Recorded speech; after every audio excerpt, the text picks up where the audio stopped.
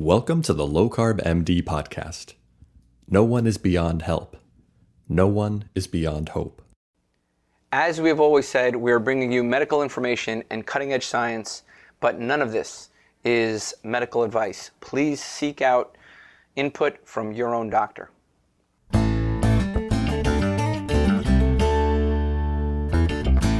Hello and welcome back to the Life's Best Medicine and Low Carb MD Podcast. Yes, we're doing it again because when I have a great guest that's like, I don't want to have them have to do 2 hours of interviews. We could do one and hopefully get it out to all of our listeners.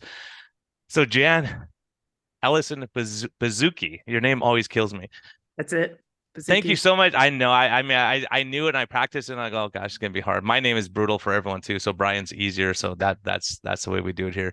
But tell people your story. I mean, you're doing amazing stuff. I'll tell you, doing low carb and keto, I did it for my own health because, pre-diabetic, all my mom's side of the family, mental illness, diabetes, cardiac disease, sudden cardiac death in their 50s, all that kind of stuff. And I kind of felt like I was going down that road. And then I came across people like Jason Fung and Ben Bickman and all these people that, I started, we don't all have to get diabetes. We can do something about it. Because I was doing the ADA's recommended diet and getting worse every year and thinking it's just inevitable for me.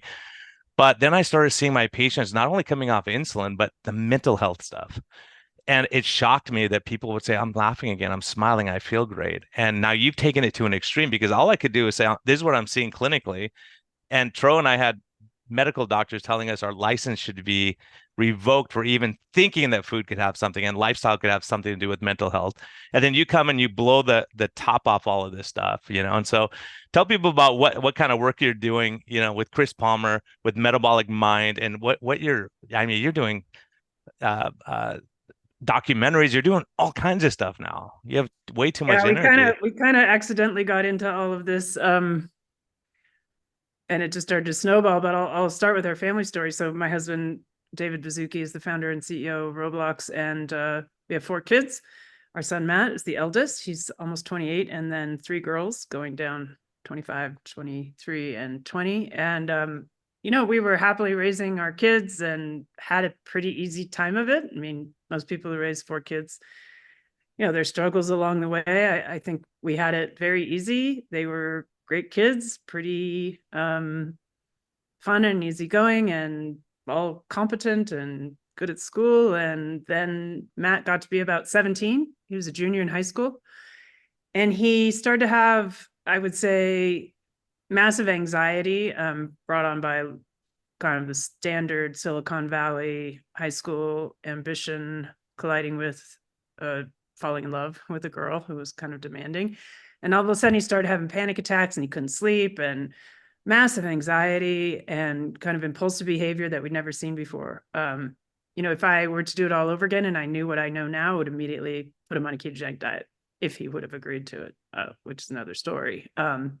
But we didn't know. We took him to see a therapist. He kind of got better. He taught himself to meditate. He actually read Mark Hyman's book, The Ultramind Solution. He started taking supplements and doing all this stuff and basically got better. Finished out the year fine, managed his senior year, went off to college.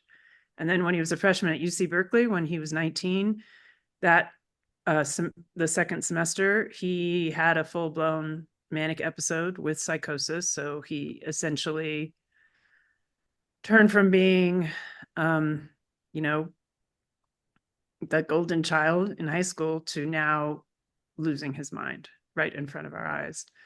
And it came on. It wasn't sudden. It started to come on. We were starting to see, again, impulsive behaviors that he didn't seem quite himself. He got really sick at Christmas.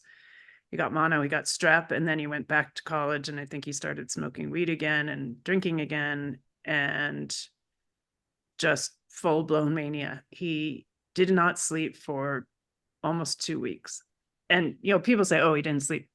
They don't know what that means. I mean, he did not sleep for more than 1 or 2 hours in a 24-hour period for 2 weeks, which you could imagine that alone can make a person insane.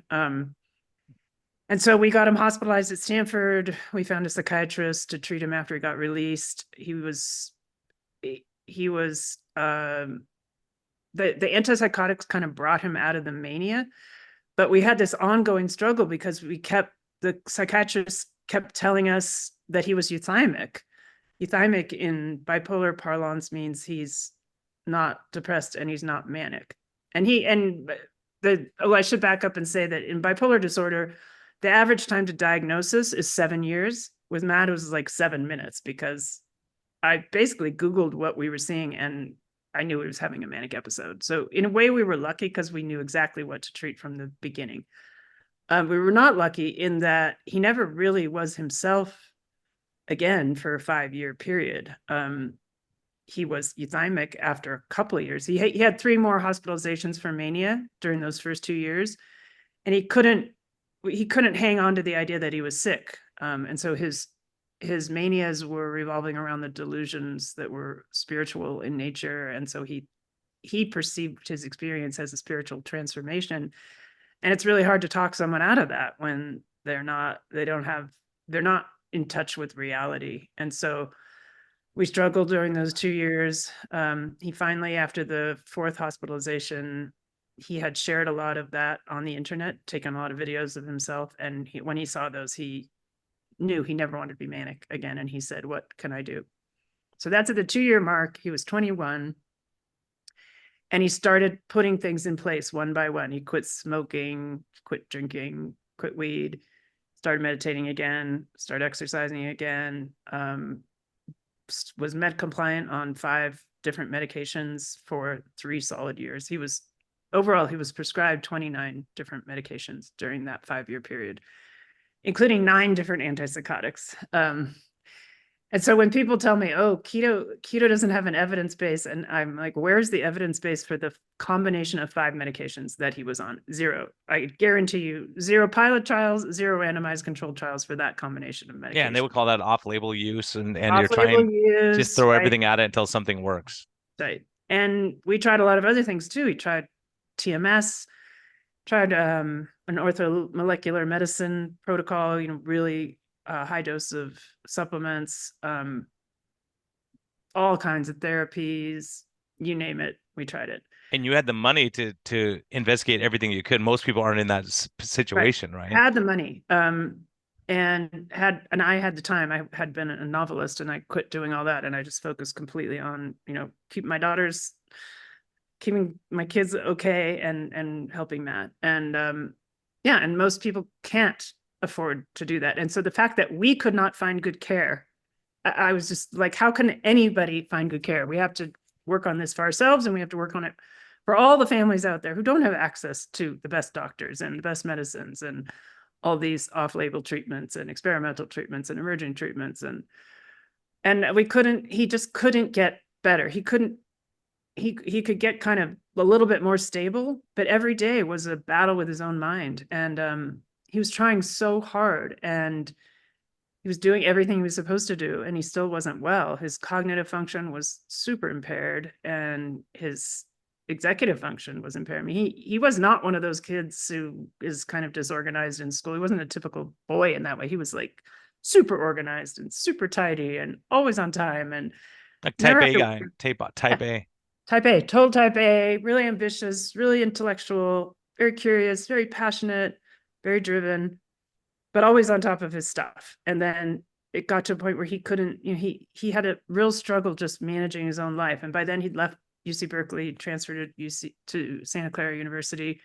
He was living on his own, but he was really struggling. And at some point during those years, during the last 3 years, his physician, who's a lovely bipolar expert at Stanford, Dr. Wong, declared his condition treatment resistant.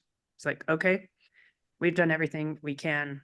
This is a treatment resistant version of bipolar 1 with psychotic features. That is your official diagnosis. And I remember that day, and I remember feeling like this profound sense of failure. Like, we tried so hard and we got a big fat F. And I think I really wish that those 2 words should never be used together for mental illness, or maybe for any illness, because it puts the blame on the patient and on the family. And Matt did not fail treatment. Treatment failed Matt. They weren't the right treatments. And at that point, everyone was sort of encouraging us to accept it, work on acceptance, move toward understanding that this is just going to be his plight. And I just wasn't going to go there. And Matt wasn't either. We're like, no way. This is not acceptable. We're not going to accept it.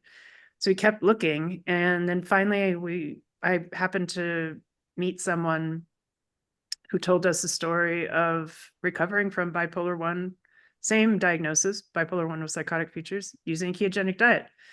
And he had also had obesity and a lot of addiction issues, and all of those resolved as well. And so he mentioned Chris Palmer. I think that very night I stayed up half night reading Chris Palmer's entire website, including all the links to all the research. There were a couple of case studies. That was about it in terms of published evidence. But it was enough for me. Like one person's story, one physician, that's enough. We tried other things with a lot less evidence than that. Well, especially when you're at the point where they say you're treatment resistant, nothing else we could do for you. Good luck, live your life. And you go, okay, I'm not going to stop looking. Yeah. I mean, what are you going to do at that point? You're going to say, oh no, a diet is too complicated, or a diet is too hard, or people tell Matt, oh, isn't the diet too hard? He's like, no, not eating carbohydrates compared to not having your sanity. He's like, I'll vote for my sanity. So we met with Chris, Dr. Palmer. He was amazing. He met with us several times on Zoom. We connected with Denise Potter, who's a dietitian from the epilepsy world. She came on the team. Matt, psychiatrist, was on board with having, letting him try it and being there to manage medications as needed. And he started on January 4th, 2021. The ratio was 1.75 to 1, fat to carbohydrates plus protein. And right away, we noticed a difference that February and March, he didn't have to go up on his antipsychotic at all. And he didn't have any symptoms of hypomania or mania. And then within 4 months, he was in complete remission. And now it's 3.5 years later, and he is completely symptom-free and down. He's off of about 75% of the medications that he's been on and continues to taper. And so that's the story, that's the origin story of how we ended up here. So looking back, what did he attribute his breaks in college to? Was it studying too much, not sleeping, stress, eating poorly? Is there anything that he could put his finger on this? Go all the above. So going off to college, joining a fraternity, not getting a lot of sleep, Hell Week, he didn't get hardly any sleep at all. A lot of drinking. Marijuana, he would say, was a major contributing factor. He wasn't smoking very often, but he was smoking high dose marijuana. And nicotine. I mean, he ended up with a very serious nicotine habit for cigarettes and then vaping. And he would say that is very much tied into his mental illness. It was both a driver of and a symptom of the bipolar disorder. So all of those things combined, and then getting sick on top of it, getting mono right before he had his first episode. And I always think, people say, oh, it couldn't be just food that could cause this. And I don't think it was just diet. I think it was all those factors together pounding on a vulnerable system. And I think he just by his nature probably already had very high dopamine, because he's a super motivated, very intellectually curious, very passionate person, that type of person. And if you have very high dopamine anyway, and then it tips over a little bit more, then you're into psychosis. Yeah, and you see that same thing. It's a spectrum, right? We see attention deficit disorder, same thing. The most brilliant minds in the world are, and they're scattered all over the place, and people go crazy working with them. And so you start looking at this spectrum, and it's hard, especially with bipolar, especially when someone's manic, because when someone's depressed, you go, okay, now they're ready to listen to you. But when they're manic, they know better than you do. They're going to run for president. They're going to do all this stuff, and everything's so grandiose and everything's great. Can't you see? Like, why are you trying to bring me down? Look how happy I am now after coming out of the pit. But the higher you go up, the more you come down again. And I've experienced that in I've had family members with bipolar, and it's so hard. Because Yeah. if they're happy, you start thinking, oh, why are they so happy? Like they're too happy now, right? And you don't realize, especially when they come out of the depression, at first you think, oh, this is great, they're happy again. Then you go, wait a minute, they're doing stuff that's irrational now, right? Yeah. It's a really fine line. And even now, Matt is very, he's a lot less nervous now, but he's always vigilant. And if he's a little bit too happy or too energetic, he starts to be concerned, and he pays really close attention to it. I mean, luckily, sleep is so critical in bipolar disorder that you can basically gauge onset of a manic episode or hypomanic episode by changes in sleep. So if he used to lose a half an hour of sleep, especially in the spring, like January to April. And then if one night he'd wake up at 6 instead of 6:30. Then the next day it'd be 5:30. Then the next day 5. And before you know it, it's 4 a.m. He's driving to the beach in the dark to go swimming. And that was every spring. And then he'd have to take massive quantities of antipsychotic just to stay sleeping, which would make him lethargic and tired and depressed. And the change has been so dramatic, because now if he loses an hour of sleep, just like a regular person, the next night he'll just make it up. The change in his brain has been so profound.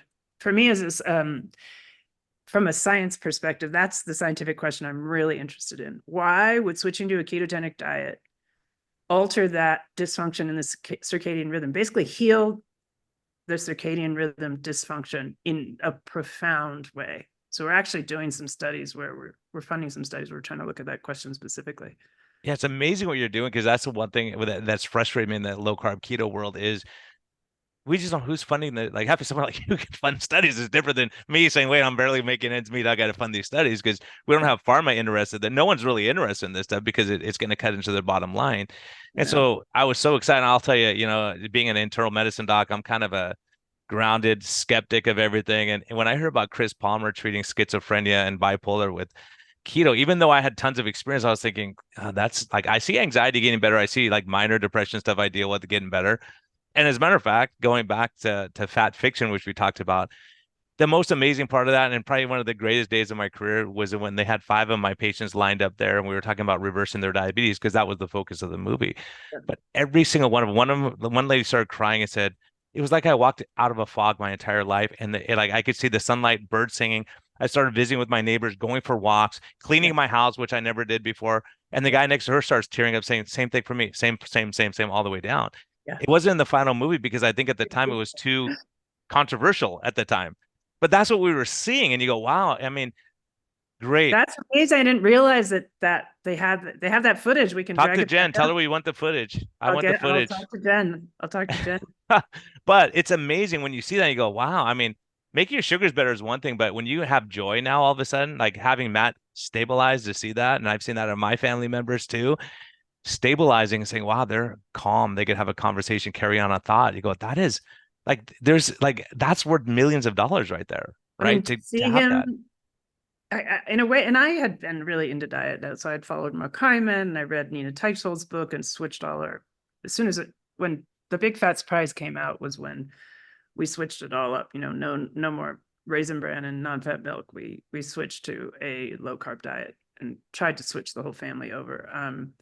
So I had been super into it, and I knew that diet could have a profound impact on brain function. But when Matt started to get better, I just kept saying to my husband, like, could it be this simple? Like, is this really happening right in front of our eyes after 5 years and 29 medications and whatever, 40 plus clinicians, and how many inpatient treatment centers and residential and partial hospitalization? And he is literally getting better before our eyes because he has restricted carbohydrates to 20 grams a day.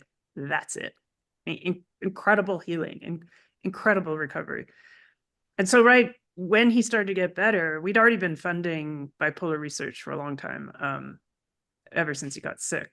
My husband's company had a few smaller liquidity events before it went public. And we probably that was like the desperation phase of philanthropy in science. It was like anything that seemed reasonable, I would just call a principal investigator up and say, what are you doing? Looks interesting. We funded a lot in TMS, Nolan Williams at Stanford, which, by the way, I think is a really important intervention, especially for major depression.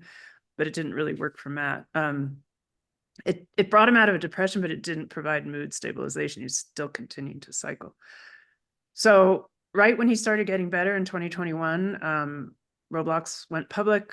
We had just hired Carolyn Walscott to come on board and run the foundation. And then Matt got better. And I was like, okay, we got to be all in on what is this connection between metabolism and mental health. We started funding studies right away.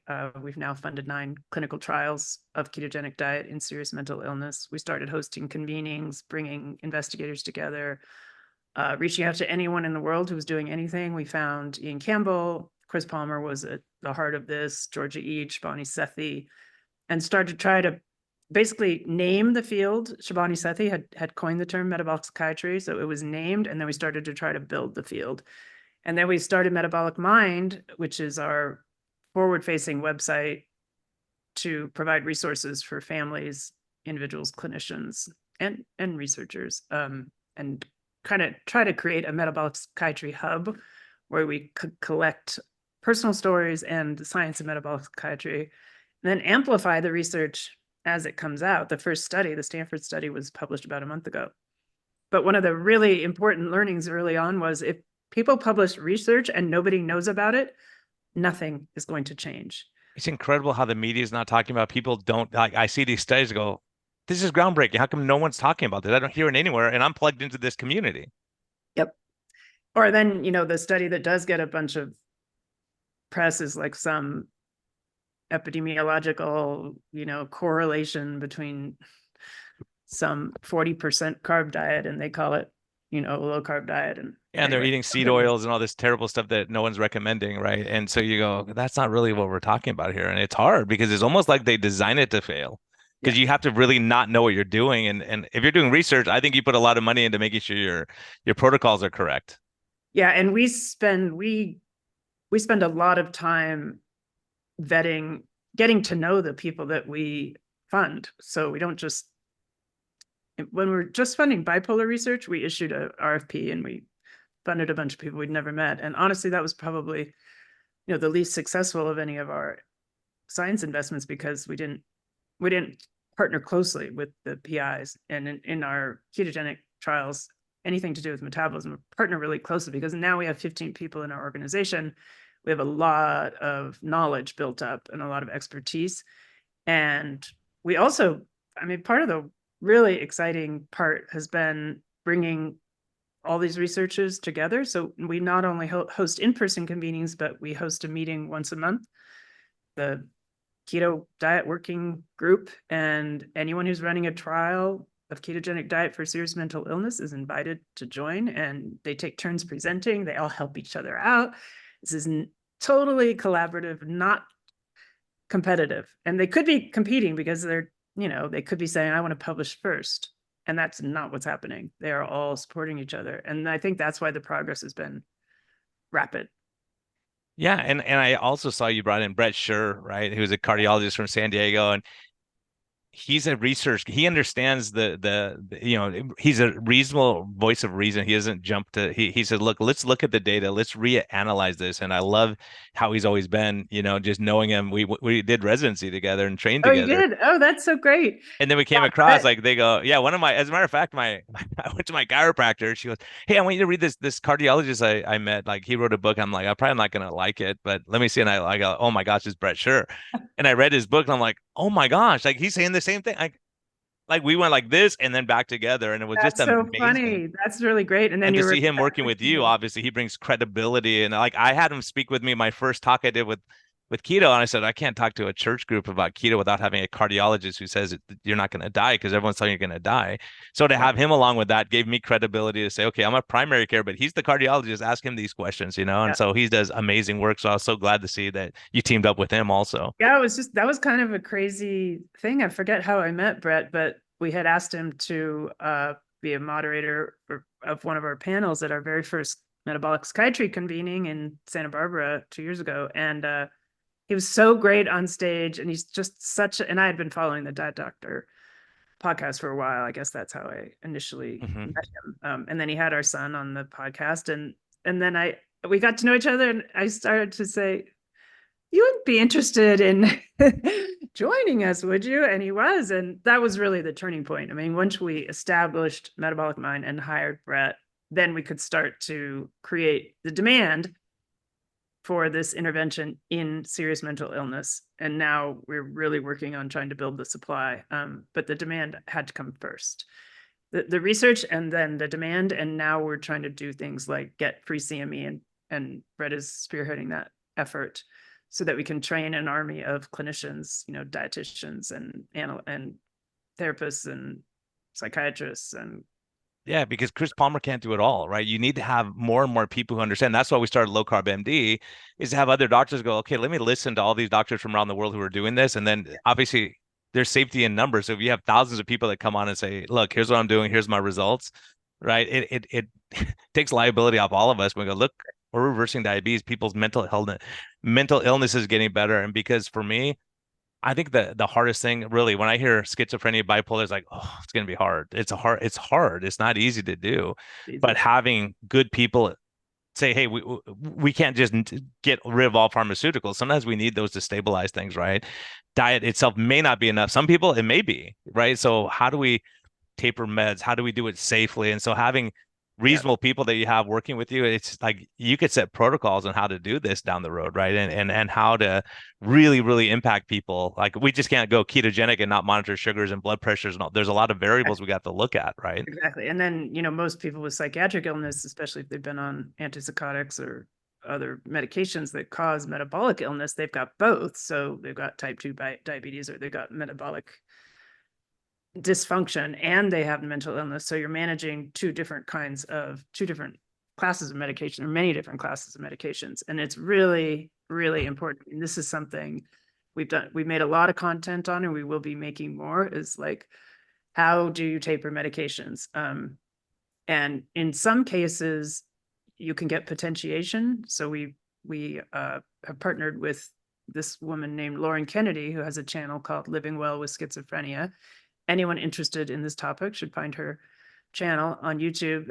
And she wanted to go on a ketogenic diet. Actually, she had Chris Palmer on her channel, and I watched it. And then I said, I wonder if Lauren is interested in trying ketogenic therapy. And she was. And so she started it 6 months ago.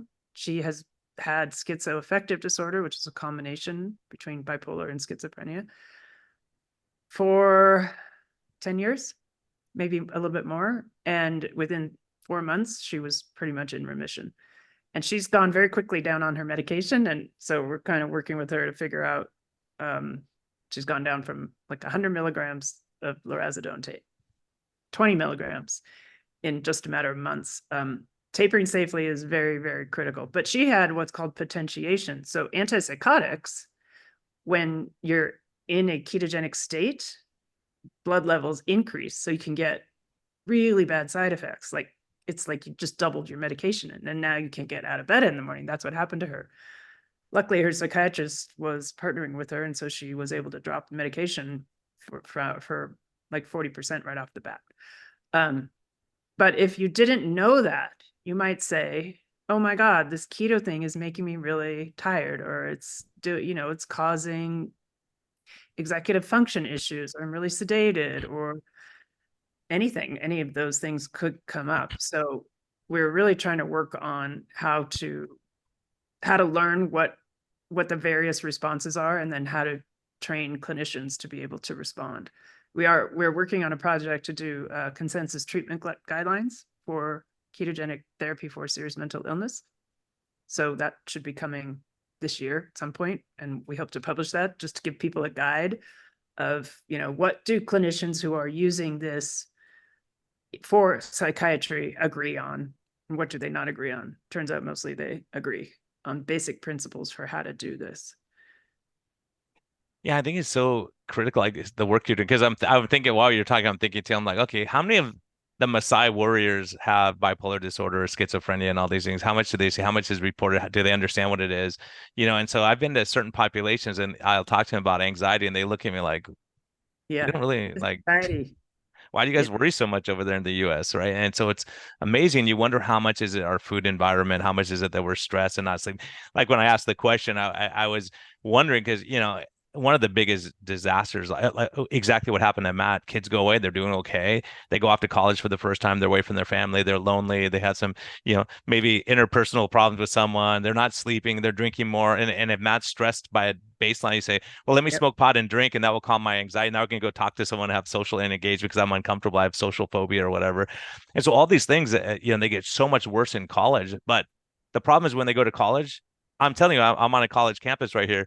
You're drinking soda, you're eating chips and crackers, you're studying late at night, you're having pizza, then you're gonna have a beer to calm your nerves, and you see this, and then you need something, you need, these energy drinks to wake up in the morning, and then you need something to calm your nerves down at night, and then you get into this whole disaster of hormonal changes, and you're going through hormonal changes already, Yeah, Casey Means' new book, Good Energy. I mean, she takes this on. I mean, if your cells, if that onslaught is hitting your cells every day and hitting your mitochondria, there's going to be dysfunction, and we all have varying resilience to it. So, Matt obviously had a predisposition to stress being, I think probably stress was probably the worst thing for him. And he was a resilient kid, but just too much of it was his system just in the end couldn't handle it.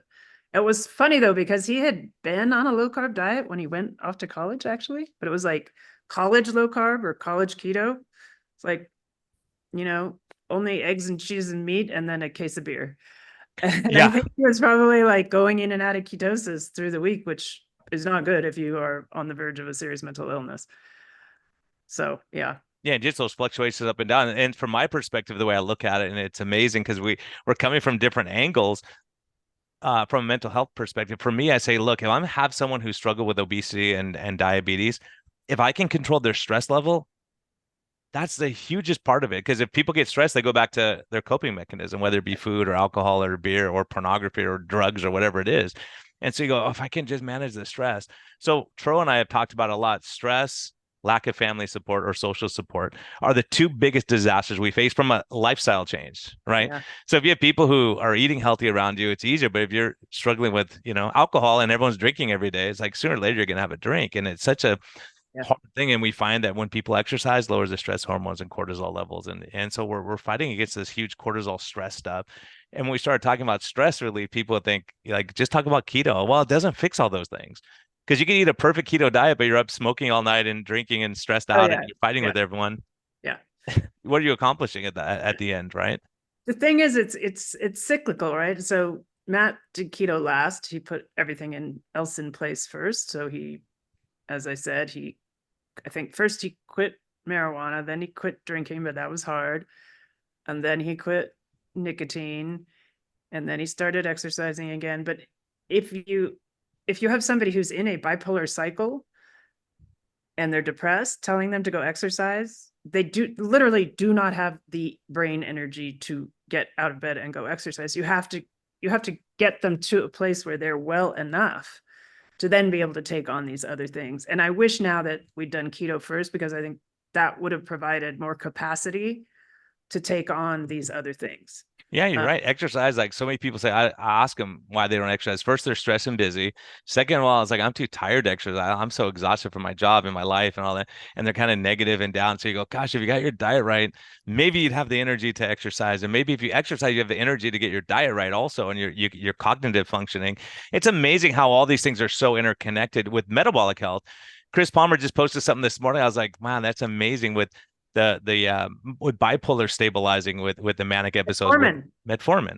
Yeah. And years ago, before I knew about low carb, I read a study and they were talking about metformin helping with fibromyalgia. And I thought that's the dumbest thing on earth. Why would a diabetes medicine have anything to do with fibromyalgia? Well, when you start looking at fibromyalgia, people have high insulin level, metabolically sick, and their body's not working right. No wonder they're hurting all the time and they're fatigued. And you wonder how many people are going through life feeling like garbage on 20 medicines. And if they just change their lifestyle, they would do that much better and not need the drugs anymore. Yeah, it makes sense. We already had a very, very good study from Cynthia Cochran about depression, treatment-resistant bipolar depression and metformin. It was like triple blind, really well done study. But she only took people in a depressed state. And I always wanted to see, but what about if people are manic? And so we've got a couple of other studies that are looking very specifically at mania and hypomania and ketogenic diet. And it makes sense that if if you're treating the brain, a bipolar brain, that it acts as a mood stabilizer is what I see. It doesn't treat depression. It doesn't treat anxiety. It doesn't treat mania. It is stabilizing the brain. Yeah. Level three. You're evening it out. And so when people want to do a bipolar depression study, that's okay. Yes. But we need to be looking at both poles because we're treating the brain. We're not treating a single pole or a single symptom. So we're doing both. And you have to kind of work with the principal investigators and what their interests are. But like Ian Campbell, who at University of Edinburgh, who's one of the leading now researchers in this area, who has a podcast with my son, Bipolar Cast, he had bipolar depression. He had bipolar 2. So they really couldn't be more different in terms of the expression of their bipolar disorder. And he was within days of being in ketosis that the lights went on in his brain after 20 years of bipolar depression. And it was just like that. I know it's so tragic because you wonder, as a matter of fact, just recently, I'll give a shout out to Hal Cranmer. You have no financial interest in him. He has a nursing home for seniors that have dementia, Parkinson's. Is that called? I think Paradise for Parents. Yeah. And he's doing great. I touch base with him all the time, but a year ago or 2 years ago now, maybe, he said, Brian, you know what's weird? My people with dementia eat sugar like crazy. They'll put 6 packets of sugar in their coffee. They put sugar on their cereal. They put sugar on everything. He said, my non-demented people don't. Why do you think that is? And then, a little while later, just this year, someone posted, there was a study showing that, yeah, because it's a last ditch effort to try to get sugar into your brain. If you're not running well on sugar, you got to crank up your sugar levels trying to get to the brain. And so he called me a few months ago on a patient. We actually did a podcast with him and his wife, or with his wife, hopefully with him in the future. But he went from being a brilliant architect to being staring at the floor, drooling. No interaction, no speech, no nothing.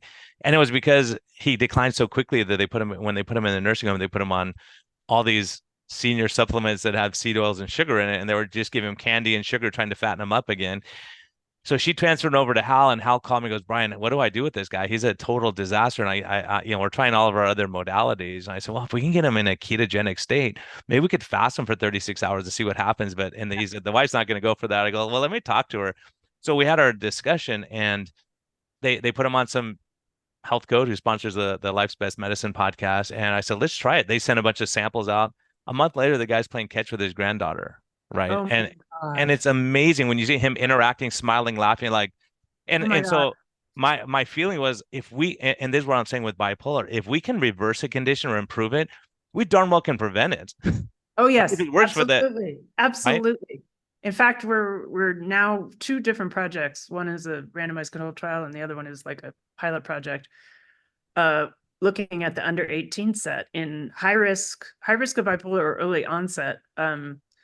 Because I am positive if I'd known what to do and Matt had been amenable, we could have prevented his first episode. He never would have had a bipolar manic episode. And if you had done that, then you wouldn't be doing all the great work you're doing now, right? Because you wouldn't know how much of it, you know what I mean? When you know these things, but I love that you're out there. As Matt says, look, Mom, I gave you something to keep you busy for the rest of your life. Not that I need to go through these hard things and you wonder why, and then you say, well, now I can help someone, because if Matt's going to inspire tons of people out there, right? Your story, and a mom who doesn't give up, and you go, okay, they say it's treatment resistant, there's nothing we can do. It's just like obesity. They go, it's just genetic, there's nothing you can do. Well, you have no hope of ever getting better. Yeah. Right. That whole genetic argument, oh, it's genetic. Well, yes, Matt has the genes that he has had his whole life. And 5 years ago, they were genes that were supporting profound mental illness. And today, those same genes are supporting profound wellness. I mean, I can't even describe to you how on top of his life he is, how happy. He's got this lovely girlfriend. He's working full time. He's crushing it. He's got the best chess rating he's ever had. That's kind of how he measures his cognitive function. Wow. He's the most calm, most together almost 28-year-old that I know. It's amazing. These kind of things. Oh, it's a heritable illness. Well, one, we don't really have much of it in our family. And I just don't buy that. I think that the environment interacting with the genes is what is causing illness, and we know this, right? Yeah, I just heard some. Yeah, I just saw that. There's old guys walking out there, and some one of the kids was videotaping us just on this moment. He goes, "What? Tell me some wisdom. Like, tell me something." And the guy says, "You know what? The same boiling water will make the egg hard, but it'll make the potato soft. It's what your environment, like you're gonna have to be in the same environment. Is it gonna make you soft and weak, or is it gonna make you thrive?" And so in college, some people thrive and they get better, and some people like Matt, the pressure, the stress, like med school, like the suicide rate of med students is through the roof. Yeah. And you start realizing such huge stress and not sleeping, and you're sleep deprived. You're dealing with hard stuff all the time. I mean, like a Navy SEAL, you have to have a certain mentality to get through that kind of training. And some people crumble and some people thrive. And we all have our vulnerabilities. We genetically have vulnerabilities that can also be strengths. And so it's going to express itself in one person as diabetes, or in another as a mental illness, or both. I have restless leg syndrome. That's probably what happened to me in college when I was doing all those things. Lifelong restless leg syndrome. Still trying to see if diet can make an impact on that. Haven't succeeded yet. But the body and the mind and the brain, there's going to be a breaking point somewhere in the environment in which we are now. And I mean, Matt and Dave, my husband, we're always saying sleep, diet, exercise. I mean, and I like to think of it more now as, managing circadian function. So really sunlight, absolutely critical. And then when you eat and when you don't eat and what you eat. And then movement, and it doesn't have to be exercise all the time, but moving the body. Those three things, I mean, Matt will say, if we could just get the sleep, diet, exercise right, we could eradicate most mental illness. Yeah, and you get the stress right, then all those other things get right. You get those things right, the stress, because it's such a cycle. We get stressed out, we don't sleep, we're not sleeping, we get more stressed out. Then you get into this thing that you want to eat cookies to make you feel better, because that's what you're. So that's what I mean, like exactly what you're saying. I'm so glad you're saying that, because I've been kind of harping on these things because I've seen it. I've had people go on vacation who are struggling with their sugars. They go out to Italy and they eat pasta and bread all week and have glasses of wine, and they come back, they lost weight, their sugars are normalized. Yeah. Like, what happened? Is it that food over there? Is it the stress that you're like? But most people say they calm the stress. I see people all the time when they go into a stressful environment. I'll go, "What happened on Tuesday? What'd you eat?" "I didn't eat anything. I got into an argument with my boss," and the sugars go crazy high. Mm-hmm. And so you look at that and what Matt went through, cortisol levels going up at night, slows the metabolic rate, does all kinds of physiologic changes, and if you're stressed and not sleeping, and all these things play a perfect storm in your life, and you get into these problems, right? And so, and I think people think of stress as some psychological thing, but everything is physiological, right? This notion that, mental disorders are psychological, stress is psychological, trauma is psychological, but where else can it manifest except within the body? It doesn't. Yeah, it's physiological, and they play on each other, right? So if you have to go talk in front of a group of people and you don't know your topic, or you haven't memorized your stuff, you get sweaty hands, stressed out, your stomach hurts. "I got to go to the bathroom. I'll be right back." All these things start, and people don't realize that they're in this stress mode all the time, and they're with irritable bowel syndrome. I've never seen anything. I've never had anyone in my life, in my career, in my family say, "I used to feel so great when I was stressed out all the time, and then once I relaxed and took it easy, everything fell apart." Yeah. No.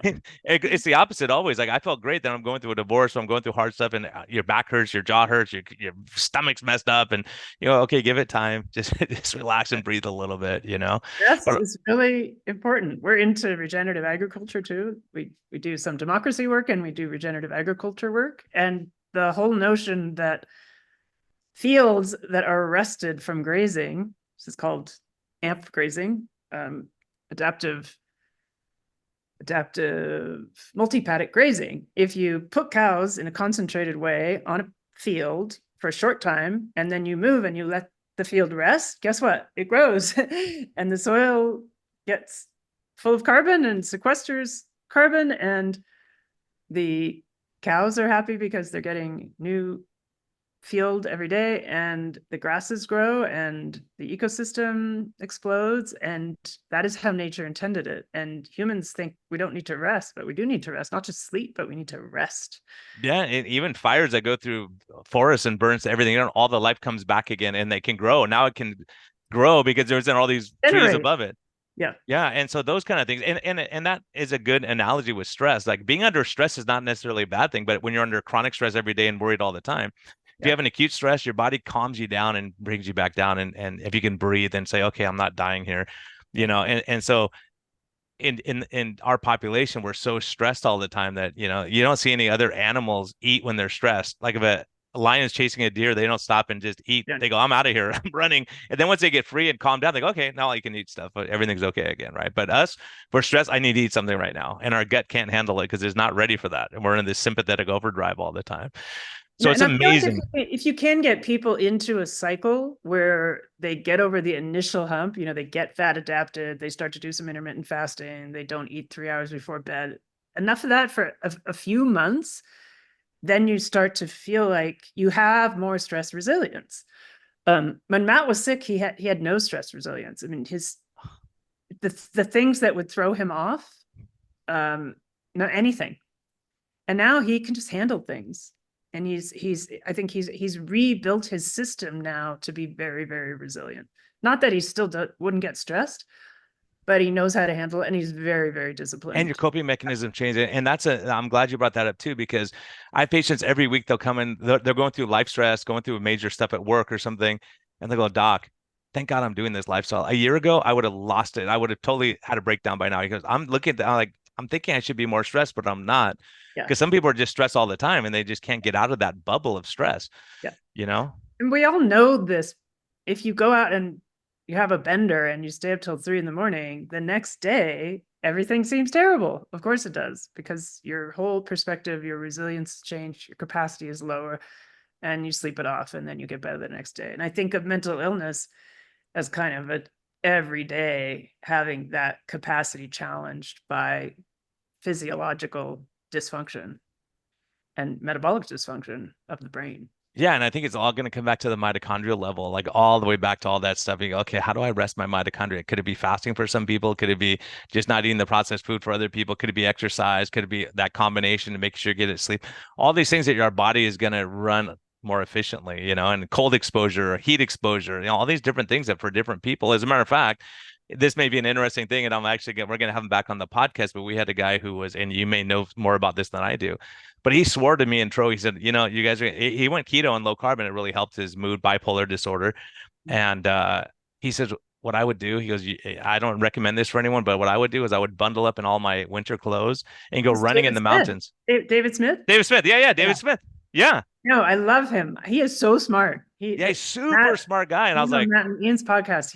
I mean to reach out to him and find out more about. Yeah, I'm going to reach out to him. We're actually going to reach out. And go running.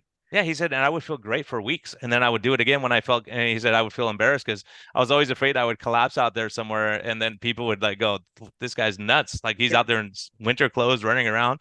But he said he would go where no one was, so that he could just go running. But the heat, but we're seeing the same thing. There's data with sauna, with dementia, and so many things we don't understand yet that seem so silly, like going in cold water, like what's that? But when you start understanding the physiology of how that acute stress lowers cortisol, insulin, all that stuff afterwards, you go, okay, that gives me a position where I can get more at peace and mental functioning, or just going out and staring at the ocean. I mean, I have people, I'll look at them and they're super mellow people. They just had bad lifestyle. And when they start doing low carb, they just lose weight like crazy. They go, oh, I lost 5 more pounds. Oh, great. And they don't weigh themselves every 2 hours. And they're not totally like, I need this to work right now. They're just going with the process and relaxing, and they do better. Yeah. It's like getting pregnant. If you're trying so hard to get pregnant, you don't get pregnant. When you go, okay, forget it, I'm not getting pregnant, then you do. Right? Yeah. I had the opposite. I was not trying to get pregnant, and then I did. But yeah, that's what I mean. That's what happens when you're not trying. It just happens. You go, oh my gosh. Yeah. So do you have any words? My version of that is I am very lucky to be here in Lake Tahoe, and before a busy day of Zooms, I can get out, even if I get out on the paddleboard for 10 minutes and then dive in the freezing cold lake. The whole day is changed. Oh yeah. Yeah. That's amazing. I mean, and we're in Arizona more and more now, and we have a lake a mile from us. We go paddleboard and go jump in the water, go relax. And you're like, that is just so refreshing just to be out there for half an hour, 2 hours, whatever you're doing, and just having that to look forward to. Go, even if I have a stressful day, tomorrow I could go in the lake and go stare at the birds or do whatever. Right. And even, most people don't have that luxury, but even if you're in a city, when I'm in a city, I try to get up, get outside immediately, get direct sunlight for at least 5-10 minutes, and then take a walk. And it changes the whole day. That's one of Matt's key interventions, is the morning light. And people say, oh, manage your sleep. But if you try to manage your sleep at the other end, if you slept until noon and you didn't go outside and you try to go to sleep at 10, forget it. Forget it. Yeah, getting that early morning sunlight, getting your body reset, all these things that, like you're talking about, the circadian rhythm, and there's tons of data on this stuff. I'm looking at going, wow, like just There's having your tons sleep, of data. like being an IT person, being up till 3 in the morning and sleeping till 11. Yeah. It totally changes. It makes it so much harder to get your cortisol and insulin and stress hormones and all these things. And so I think we're learning more and more. We're going to be able to say, okay, here's the golden ticket. You're depressed and anxious. Here's the best things you can do, and then getting it. But the hardest thing is, like we said, people are bipolar. If you're manic, you don't really want to listen. And also, if you're paranoid, and I say, "Oh, I have medicine, I can help you," and they're like, "I don't trust you."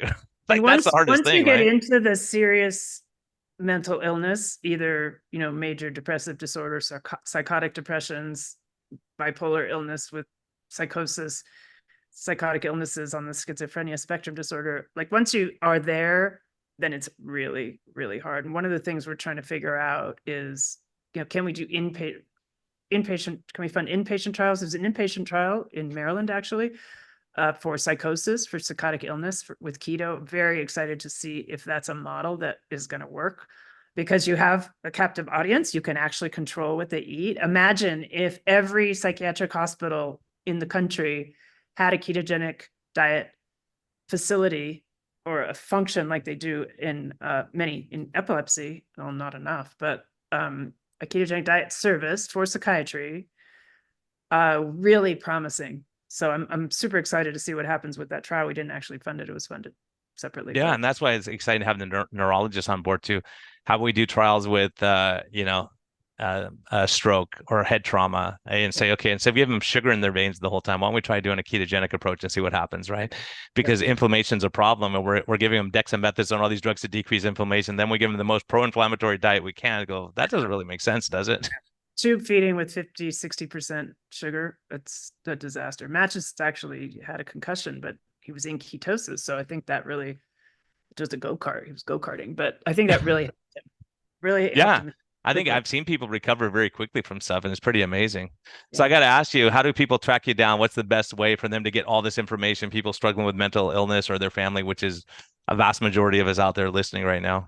Yeah, so would love to send you guys to our Metabolic Mind website, www.metabolicmind.org, and you can connect to the YouTube channel that Brett hosts, our Metabolic Mind YouTube, through the website.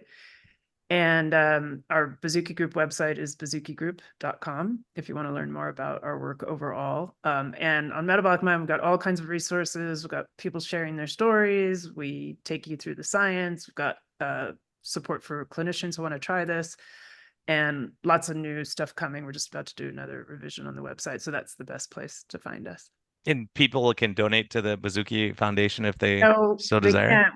We don't take any money yet. We're actually trying to work with Dr. Palmer to launch more of an advocacy organization that could accept funds. We're just funding it ourselves currently. But if you're a philanthropist out there and you would like to join us in this battle, please reach out directly, because we feel that philanthropy has such an important role here, because, as you said, we don't have pharma dollars behind us, and so we need philanthropy to step up and fund these studies.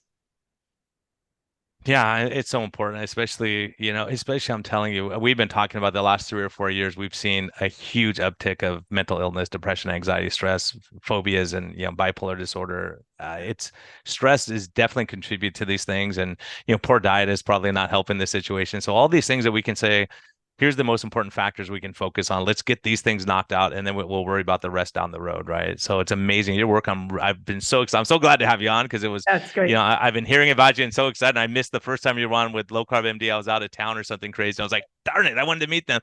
So I'm so glad to have you. And I have to ask you, what's life's best medicine for you? Like, where do you go to? What's motivating you right now? What gives you that peace and joy? It sounds like being out on the lake definitely doesn't hurt. Being out on the lake, I would say that's currently life's best medicine. In the winter, I like to cross country ski. And honestly, I guess I'm a writer, so I hope to be writing the story of our family story of recovery, and that keeps me going. And this work keeps me going.